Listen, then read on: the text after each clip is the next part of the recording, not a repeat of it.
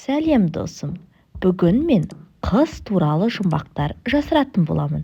Яғни қысқа байланысты сұрақтарға жауап беруің қажет. Ал дайын болсаң, біз бастайық. Бірінші жұмбақ. Қыста шыны болып қатады. Жылыда су болып жатады. Бұл не?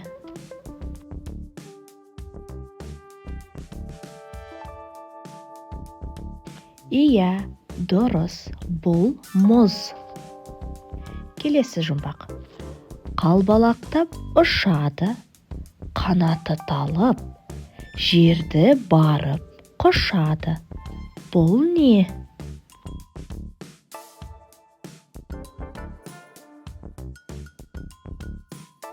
Дұрыс, қар.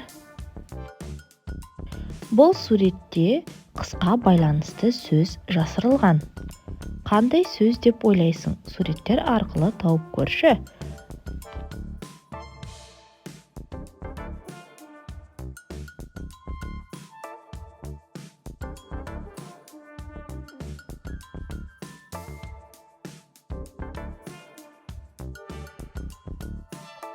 Ал ендеше тексерейік. Бұл не? Аю. Яғни А әріпі. Бұл не? Аққала. А әріпі. Бұл қандай сурет? Раушан.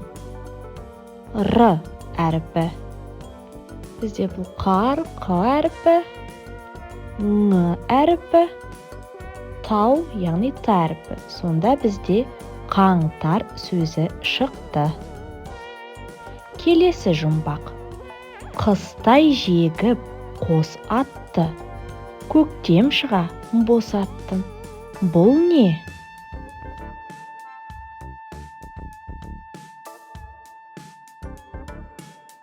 Иә, бұл шаңғы. Келесі. Әйнекке ұқсас мөп-мөлдір, бірақ та терезеге қоя алмайсың. Бұл не?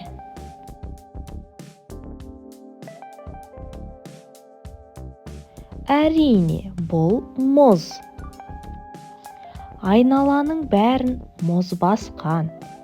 Жылымайды әлі де күн. Қыстың бірінші айы келіп қалды.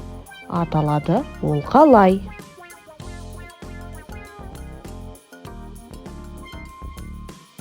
Сәуір. Тоқта, бұл сәуір емес.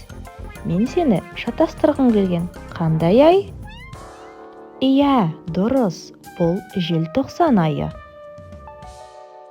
Шелек қалпақ басында, сәбіз екен танауы. Қыста қардан туатын, тауып көрші сен оны.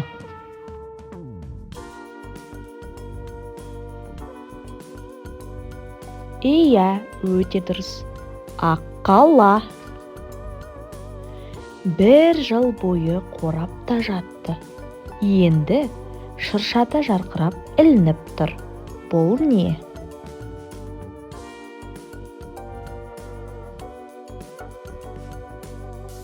Иә, бұл ойыншықтар. Ең соңғы жұмбақ.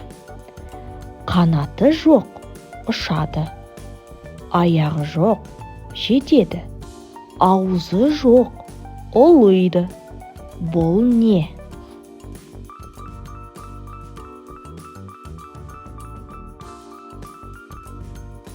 Иә, бұл боран. Осымен қыс мезгіліне байланысты жұмбақтар аяқталды. Ойын ұнады ма? Егерде ойын ұнаса, менің парақшама тіркеліп, лайк басып, комментария жаза отыр. Және де достарыңа таратуды ұмытпа. Келесі кездескенше.